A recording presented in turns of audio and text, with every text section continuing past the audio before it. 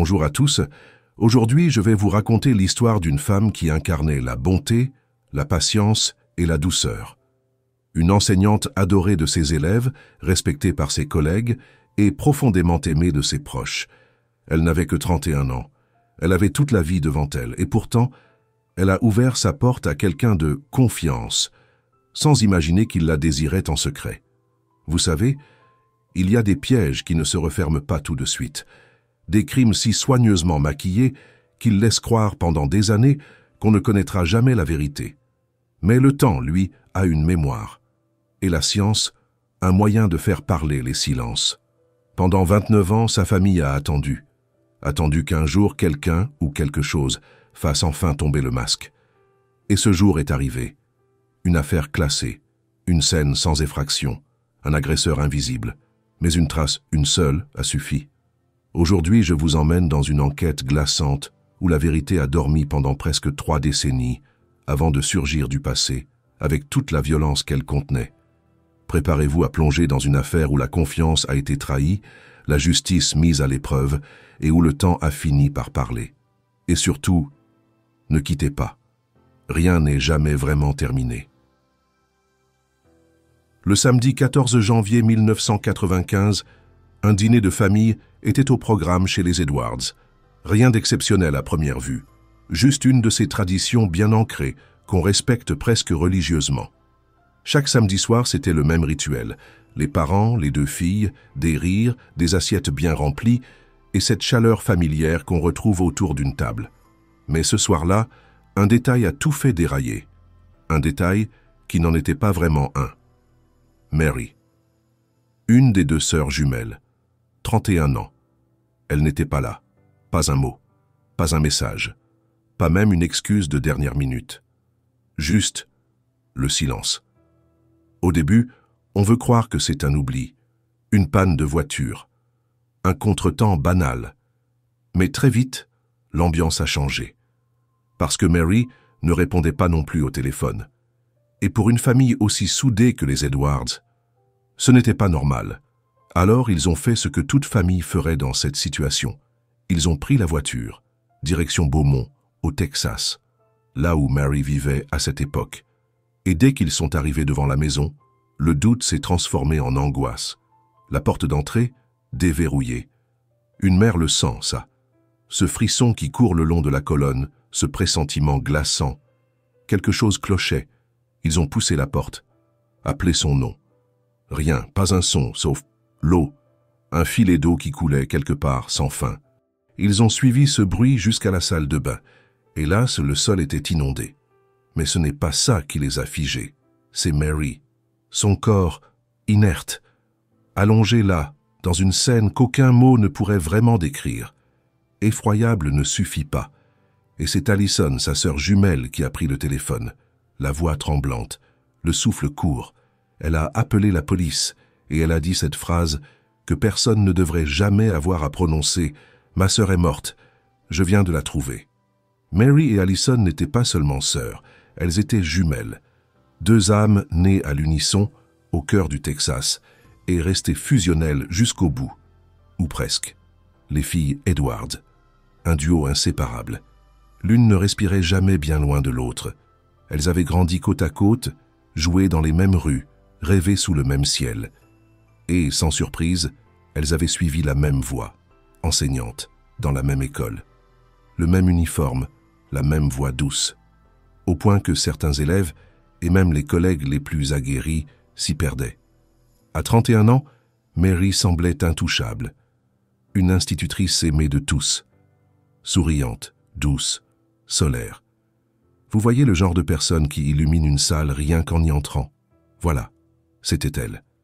Alors imaginez la violence du choc, quand la nouvelle est tombée. La communauté a vacillé, parents, collègues, enfants, tous dévastés. Certains petits, issus de familles fragiles, l'avaient presque adoptée comme une seconde maman. Une présence rassurante, une voix calme dans un monde bruyant.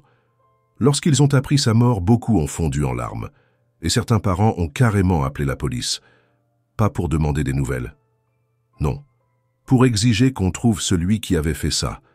Parce qu'on ne parlait pas d'une disparition ordinaire, ni d'un accident, Non. Ce qu'on a découvert dans la salle de bain de Mary dépassait l'entendement. Elle avait été retrouvée là, menottée, abusée, baignant dans une mare de sang. Et ce n'était pas fini. Son corps montrait des signes évidents de lutte, de résistance. Elle ne s'était pas laissée faire. Elle s'était battue jusqu'au bout. Des griffures, des ecchymoses, des marques de défense. L'autopsie a révélé que l'attaque avait commencé dans sa chambre. Le lit parlait, littéralement, traces biologiques, signes de violence. Pas besoin d'être expert pour comprendre, ce n'était pas un cambriolage qui avait mal tourné. Il n'y avait aucune trace d'effraction. Rien. Pas de porte forcée, pas de fenêtre brisée. Ce qui voulait dire une chose, Mary avait probablement ouvert la porte elle-même. Elle connaissait son agresseur, et elle lui avait fait confiance. À Beaumont, l'onde de choc a été totale. Le meurtre d'une jeune femme aussi respectée, aussi aimée, dans des conditions aussi atroces, ça a ravivé quelque chose. Une peur sourde, un sentiment d'injustice brûlant. Les habitants ont été nombreux à se porter volontaires pour aider les enquêteurs, à fouiller, interroger, signaler. La police, elle, s'est focalisée sur l'entourage proche. Trop de rage, trop de sauvagerie, pour que ce soit l'œuvre d'un inconnu. Au départ, certains ont cru à une noyade. C'était crédible. Après tout, elle était dans la baignoire. Mais l'autopsie a balayé cette hypothèse. Pas assez de liquide dans les poumons. Elle avait été placée là après sa mort. La véritable cause, une strangulation, violente, précise, sauvage. Les marques autour de son cou, les lésions de sa trachée, ça ne laissait aucun doute. Mary avait été étranglée et maintenue jusqu'à ce que son corps lâche. La scène du crime a ensuite été inspectée de fond en comble. Chaque recoin, chaque trace, mais un détail glaçant a attiré l'attention. La paire de menottes. Pas un gadget bon marché. Non, des Smith Wesson. Du matériel professionnel, du genre qu'on ne trouve pas dans n'importe quelle boutique. Et c'est dans ces menottes-là que Mary Edwards a poussé son dernier souffle. Ces menottes, ce n'était pas n'importe quoi, pas un gadget bon marché, pas un jeu de rôle qui aurait mal tourné. Non, c'était du solide, du pro, exactement le type d'équipement qu'on retrouve à la ceinture d'un policier. Et là, forcément, les soupçons ont commencé à glisser dans une direction dérangeante, très dérangeante. Et si le tueur faisait partie de la maison, un collègue, un agent de sécurité, un ancien flic, ou pire, quelqu'un qu'il connaissait, personnellement, cette hypothèse a fait froid dans le dos, même aux enquêteurs les plus aguerris. Parce que s'il y a bien une chose que redoutent les forces de l'ordre, c'est de devoir regarder l'un des leurs en face en se demandant s'il porte un badge ou un masque. Alors ils ont creusé.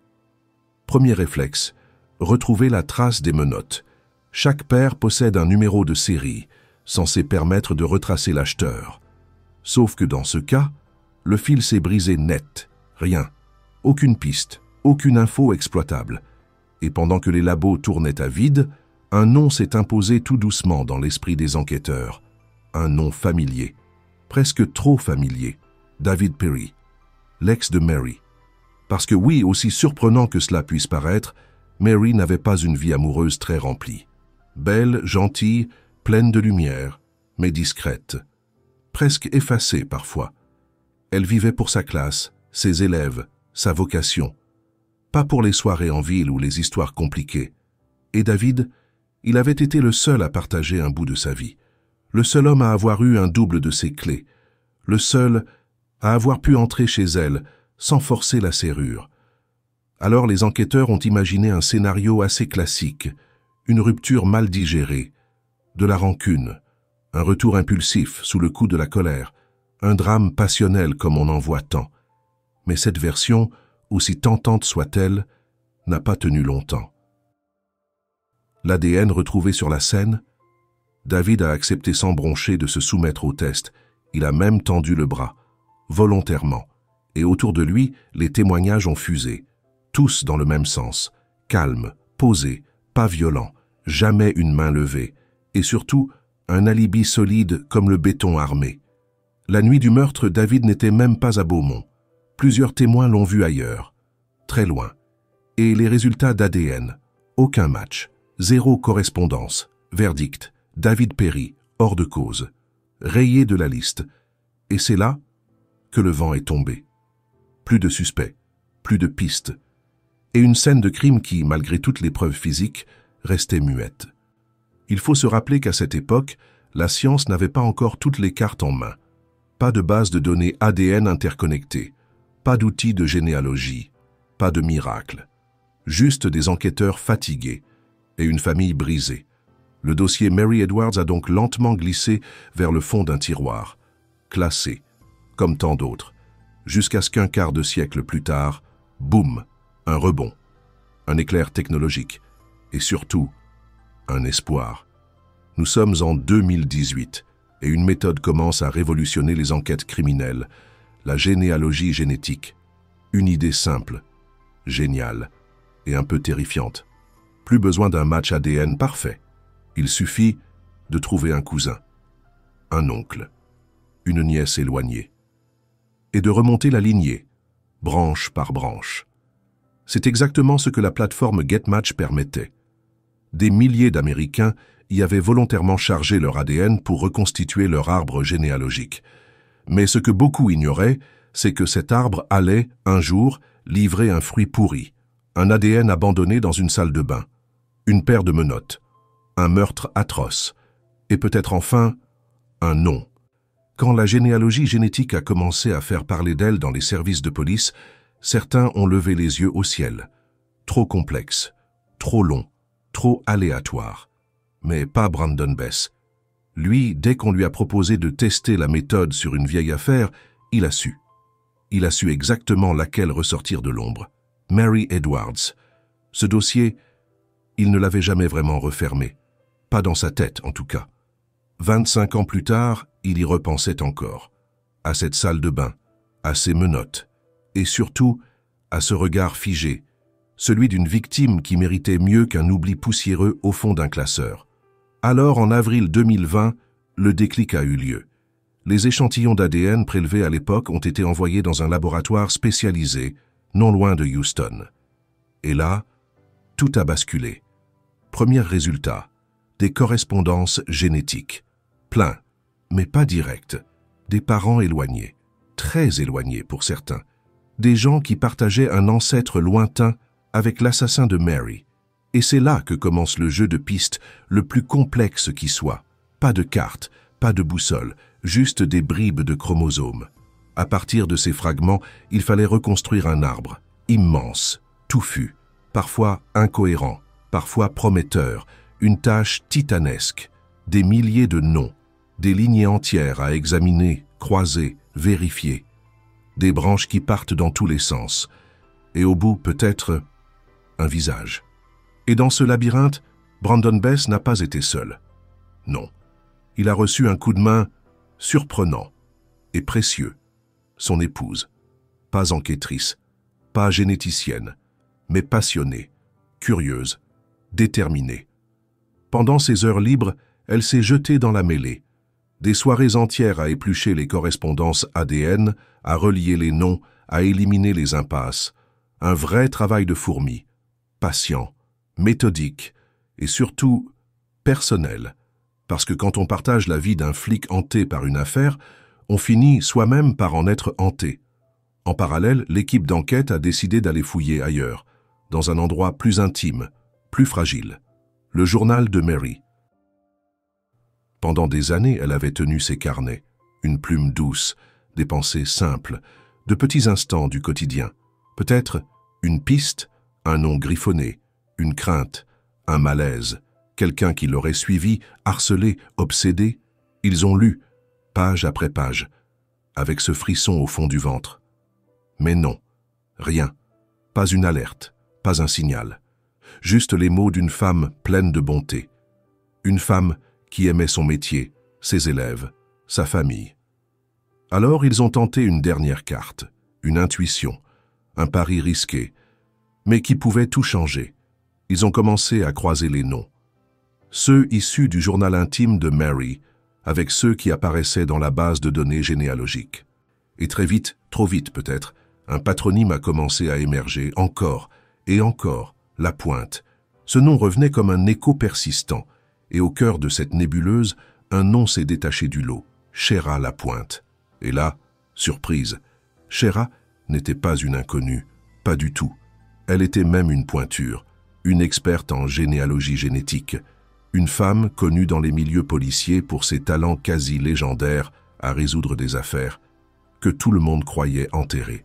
C'est elle, entre autres, qui avait réussi à identifier l'une des nombreuses victimes anonymes retrouvées le long de la tristement célèbre autoroute 45, dans le dossier glaçant des Texas Killing Fields. Autant dire qu'elle ne reculait pas devant l'horreur. Alors quand on lui a demandé si elle acceptait d'aider à élucider le meurtre de Mary Edwards, elle n'a pas hésité. Elle a dit oui, avec calme, détermination et une boule au ventre. Parce que cette fois, l'affaire n'avait rien d'ordinaire. Cette fois, le monstre qu'elle devait traquer pourrait bien être de son propre sang, un frère, un cousin, un neveu. Peut-être pire. Mais Shera a regardé cette possibilité dans les yeux. Elle ne l'a pas fui. Elle ne s'est pas cachée. Elle a retroussé ses manches. Et elle s'est plongée dans l'arbre généalogique, branche par branche, un boulot titanesque. Plus de 7500 noms. Oui, tu as bien entendu, pour chaque profil, elle devait enquêter, chercher les parents, les enfants, les antécédents, les liens cachés, puis compiler tout ça, vérifier les dates, supprimer les doublons, recouper les filiations.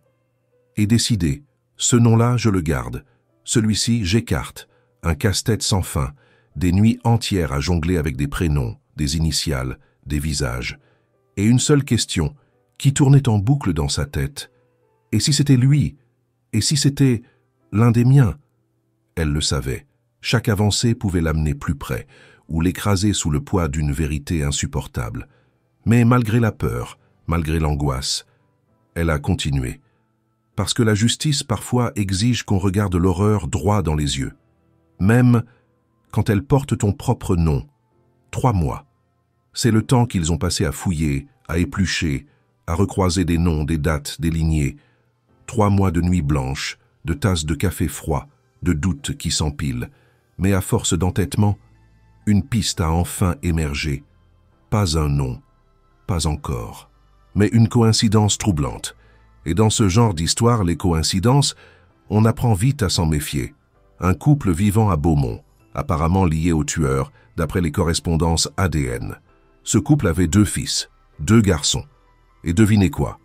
Tous les 2 avaient fréquenté Forest Park High School, le même lycée que Mary. Là, les enquêteurs se sont figés. Le champ des possibles venait de se rétrécir brutalement. 2 frères, 2 suspects potentiels, Michael et Clayton Foreman. Michael d'abord. Très vite, il a été écarté.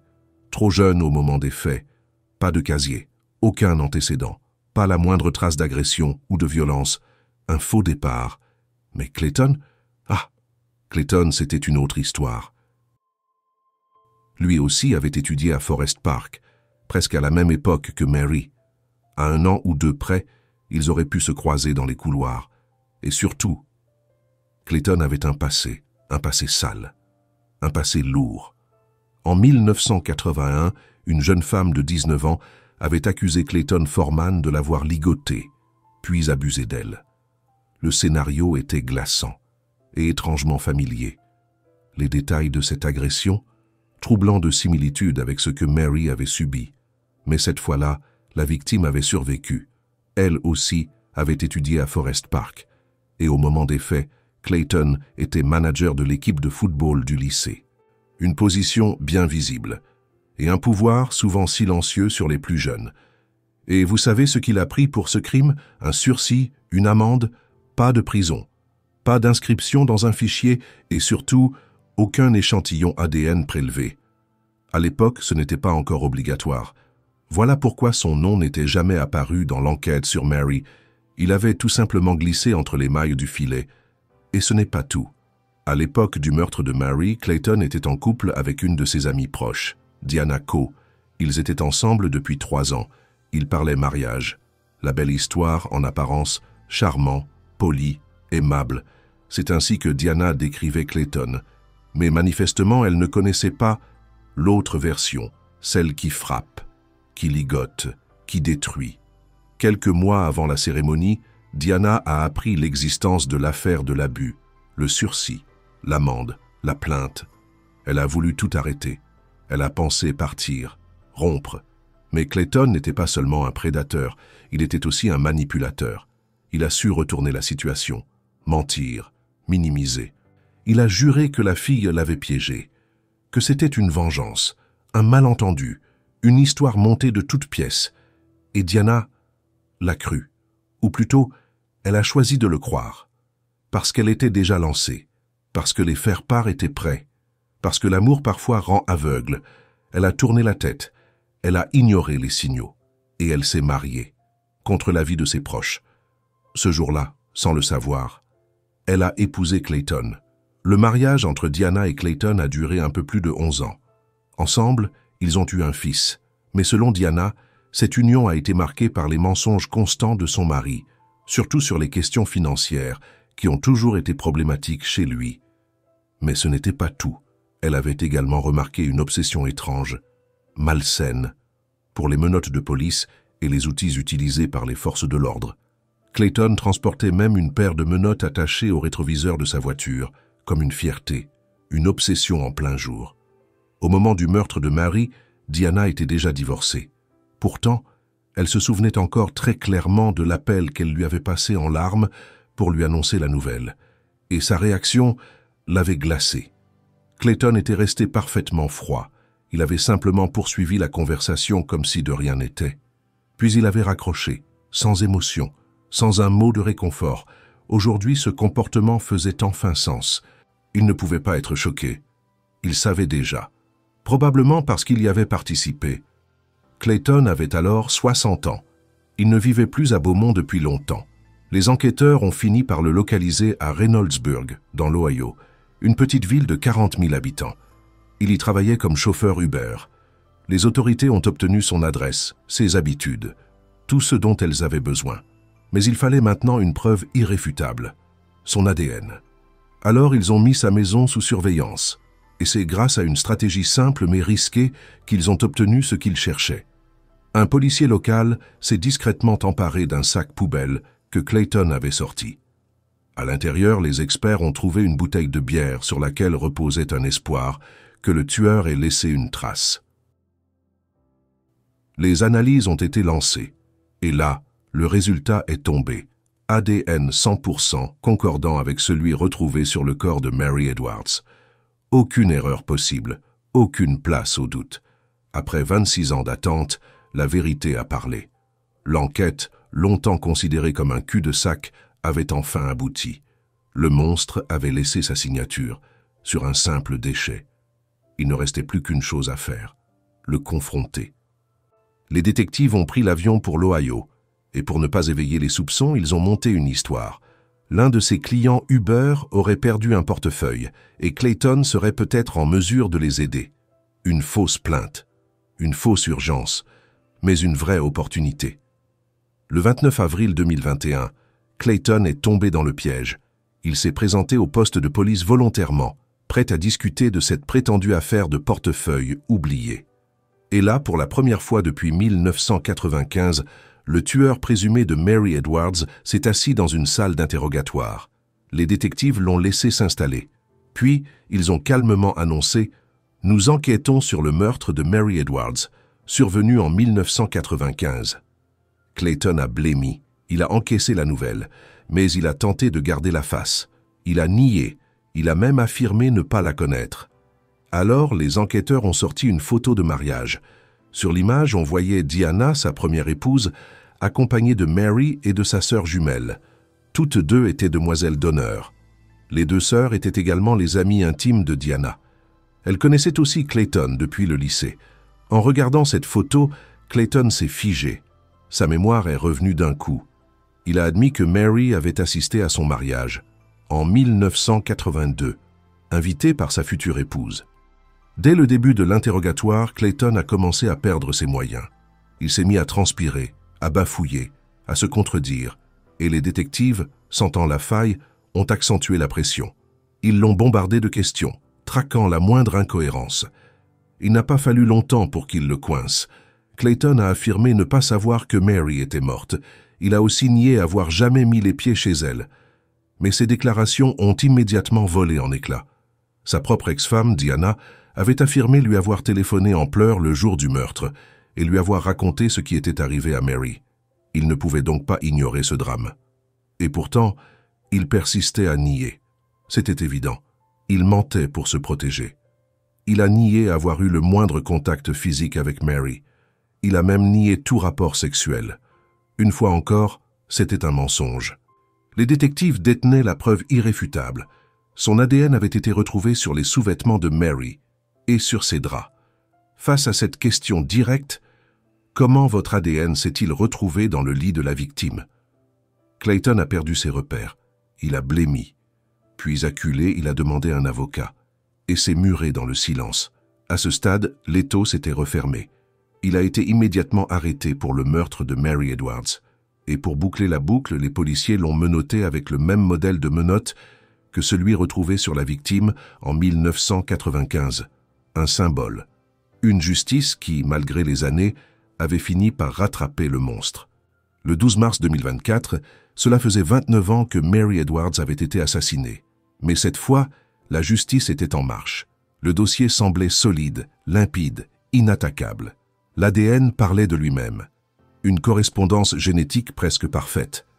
L'avocat de Clayton n'a pas eu grand-chose à dire. Les tentatives de plaider la prescription des faits ont été balayées. Clayton Foreman, lui, a gardé le silence. Jusqu'au bout, il n'a jamais reconnu le meurtre. Il a même refusé de témoigner pour sa défense. Le procès a été chargé d'émotions. Pour tous ceux qui avaient aimé Mary, pour ceux qui avaient cru, des années durant, qu'on ne retrouverait jamais son assassin. Chéra Lapointe, elle, a redouté la réaction de la famille. Elle craignait qu'on la déteste pour avoir révélé la vérité.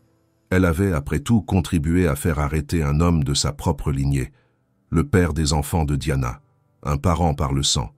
Mais au lieu du rejet, elle a reçu du soutien, de la compréhension, et même de l'inquiétude pour sa sécurité à l'approche du verdict.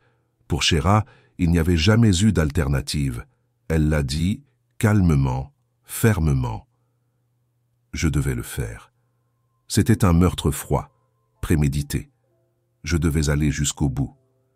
Parmi les témoins les plus marquants, il y avait la sœur jumelle de Mary, si semblable, si bouleversante. Son témoignage a déchiré la salle.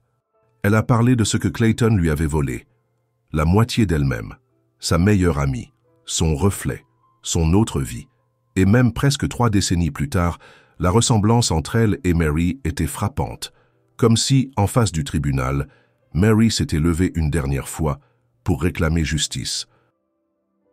Pendant le procès, les figures centrales de l'accusation ont été les spécialistes en généalogie et en génétique, accompagnés d'experts de la police scientifique.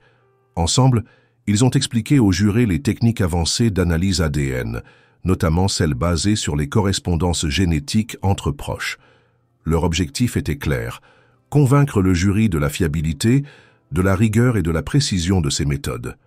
Une attention particulière a été portée aux femmes ayant été victimes, directement ou indirectement, des agissements de Clayton. La première à témoigner fut une ancienne collègue. Elle a raconté la fascination étrange de Clayton pour l'équipement policier. Elle travaillait sous ses ordres, manipulait des documents, et chaque fois qu'elle ouvrait le tiroir de son bureau, elle y trouvait une paire de menottes. Ce détail l'avait toujours mise mal à l'aise, mais elle n'avait jamais osé poser de questions. Elle pensait que c'était juste une bizarrerie. Puis, sa dernière épouse a pris la parole. Elle a raconté comment elle avait découvert chez lui une collection de photos indécentes des films pour adultes. Plus troublant encore, plusieurs clichés représentaient des jeunes filles. Quand elle l'a confronté, Clayton lui a répondu calmement que ces photos l'aidaient à fantasmer sur elle. Puis, il avait ri, prétendant que c'était une blague maladroite. Par la suite, il n'avait jamais été inquiété pour ses penchants. Parmi les autres témoins, il y avait une femme agressée par Clayton peu avant son mariage avec Diana. Cette dernière était présente dans la salle. Elle a soutenu l'accusation, convaincue de la culpabilité de son ex-mari. Et c'est pendant l'audience qu'elle a découvert pour la première fois l'histoire complète de cette agression. Elle a appris l'étendue de la cruauté de l'homme avec qui elle avait partagé 11 ans de vie. Elle a précisé qu'il ne s'était jamais montré violent avec elle, même s'il avait un fétichisme sexuel lié aux menottes qu'il aimait utiliser pendant leur rapport. Mais selon elle, il n'avait jamais franchi la limite. Au procès, la première victime de Clayton est également venue témoigner. Elle a raconté dans les moindres détails l'agression qu'elle avait subie. À l'époque, elle avait 19 ans. C'était quelques mois avant le mariage de Clayton avec Diana. Un soir, elle rentrait seule chez elle, par une route de campagne isolée, lorsqu'elle a eu une panne de voiture. Coincée, sans réseau, sans issue, elle a vu arriver un véhicule civil. Un homme en est sorti. Il lui a dit qu'il était policier et lui a proposé son aide. La jeune femme, rassurée par l'uniforme imaginaire et la posture d'autorité, n'a pas refusé. La situation semblait désespérée. Mais c'était un piège. Dès qu'elle est sortie de sa voiture, il l'a attaquée. Il l'a plaquée au sol, ligoté les mains dans le dos, sorti un couteau et lui a glissé à l'oreille qu'il lui trancherait la gorge si elle criait. Elle n'a eu d'autre choix que de se soumettre. Ce soir-là, Clayton Foreman abusait d'elle avec une froideur qui, des années plus tard, a fait écho à celle dont Mary Edwards a été victime. Et pourtant, cette première victime avait survécu. La jeune femme avait été paralysée par la peur. Puis, contre toute attente, son comportement avait changé du tout au tout. Il s'était adouci, avait rangé son couteau et l'avait même raccompagnée chez elle. Sur le trajet, il lui avait demandé de ne pas pleurer, avait tenté de la rassurer et lui avait dit à plusieurs reprises qu'il était désolé. Il avait affirmé qu'il n'avait pas voulu lui faire de mal. Ce basculement de l'agresseur violent au gentil gars qui regrette avait été aussi dérangeant qu'incompréhensible. La victime avait tout de même signalé les faits à la police, mais elle redoutait des représailles. Au procès, elle a déclaré qu'elle avait fini par pardonner à Clayton. Elle ne lui en voulait plus. À l'époque, elle avait même cru à ses remords, pensant qu'il ne recommencerait jamais. C'est en partie pour cette raison qu'il avait écopé d'une peine légère. Et aujourd'hui, cette décision la rongeait. Elle se sentait coupable, convaincue que si Clayton avait été incarcéré à ce moment-là, Mary Edwards serait peut-être encore en vie. Mais elle n'a pas été la seule à témoigner. Une autre femme a pris la parole. Elle aussi avait été victime, mais n'avait jamais osé parler jusqu'à ce procès. À l'époque des faits, elle était l'amie de Diana Coe, la future épouse de Clayton. Elle s'était connue au lycée et était restée en contact. Un soir de 1986, alors qu'elle vivait seule dans son appartement, Clayton était venu frapper à sa porte. Il lui avait dit qu'il avait des problèmes financiers, que son mariage battait de l'aile et qu'il avait besoin de parler à quelqu'un. Il avait su se montrer vulnérable, touchant. Elle l'avait cru sincère, lui avait ouvert, et elle l'avait regretté toute sa vie. Dès qu'elle lui avait tourné le dos, Clayton avait sorti une arme, pointé le canon contre sa nuque et l'avait V. Il l'avait menotté, exactement comme dans les autres agressions, et une fois l'acte terminé, il s'était de nouveau adouci, comme dans un mauvais scénario qui se répétait. Il s'était excusé. Puis il était parti, lui demandant de ne rien dire à personne. Elle avait gardé le silence pendant des années, par peur, par honte, et parce qu'il ne l'avait plus jamais recontacté. Son témoignage a permis de mettre en lumière un mode opératoire clair. Menace, soumission, abus, puis fausse repentance. Un schéma glaçant, qui avait probablement débouché sur le meurtre de Mary, à la seule différence que cette dernière, elle, s'était défendue. Les témoignages de l'accusation ont duré 7 jours. Du côté de la défense, personne ne s'est présenté à la barre.